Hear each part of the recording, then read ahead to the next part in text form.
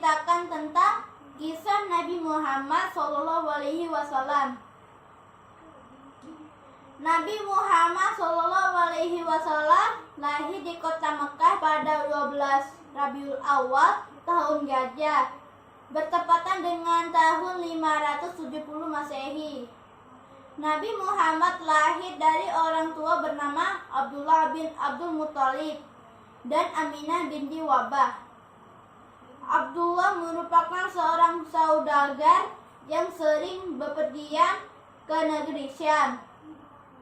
Akan tetapi, Abdullah meninggal dunia saat Aminah mengandung Nabi Muhammad yang baru berusia 2 bulan. Setelah itu, Nabi Muhammad pun lahir tanpa didampingi oleh sang ayah.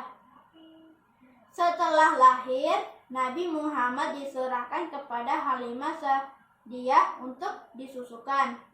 Zaman dulu, masyarakat Arab memiliki kebiasaan menyusukan anak-anak mereka kepada perempuan desa. Hal ini bertujuan agar anak-anaknya tumbuh di lingkungan pedesaan yang udaranya masih bersih. Nabi Muhammad pun tinggal bersama ibu susunya di dusun Bani Sa'ad selama 4 tahun. Ketika Nabi Muhammad selanjutnya di usia 6 tahun, sang ibu pun wafat. Kemudian Nabi Muhammad SAW dirawat oleh kakeknya dari pihak ayah, yaitu Abdul Muthalib. Selang 2 tahun sang kakek wafat. Sejak saat itu Nabi Muhammad SAW dirawat oleh pamannya bernama Abdul Thalib yang merupakan salah satu petinggi dari keluarga Bani Hashim.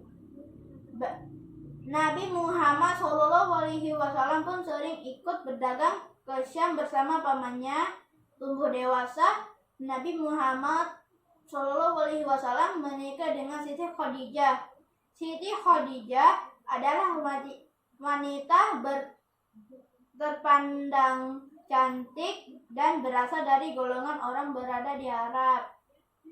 Nabi Muhammad menikah saat berusia 25 tahun, sedangkan Khadijah saat itu berusia 40 tahun. Nabi Muhammad SAW mendapatkan wahyu saat usia 40 tahun. Setelah mendapatkan wahyu dari Allah SWT, Nabi Muhammad SAW pun mulai melakukan dakwah. Pada awalnya, dakwah yang disampaikan dengan cara bersembunyi-sembunyi.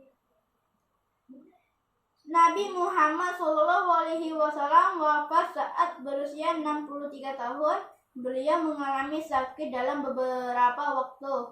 Suhu tubuhnya tinggi dan sampai akhirnya mengembuskan nafas terakhir.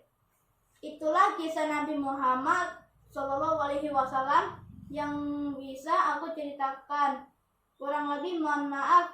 Wassalamualaikum warahmatullahi wabarakatuh.